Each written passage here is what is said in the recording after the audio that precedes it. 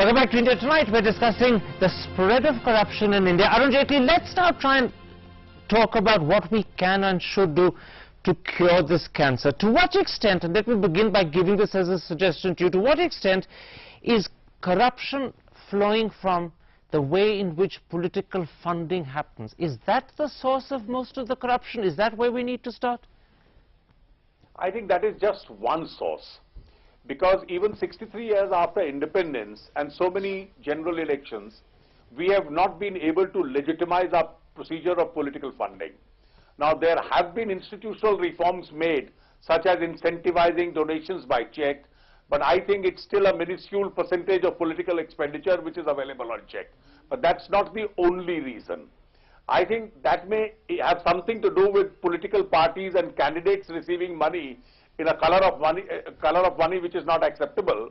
But at the same time, the real issue also goes into cases of individual bribery, cases where investigations are slow, cases where investigative agencies, be it the state investigative agencies or central agencies such as the CVC, the CBI, have completely been compromised.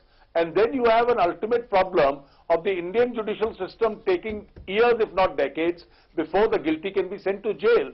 And eventually you have a situation where a minuscule percentage of people who are responsible for corruption and are guilty of it eventually going to jail. Okay. Your known Subramaniam Swamy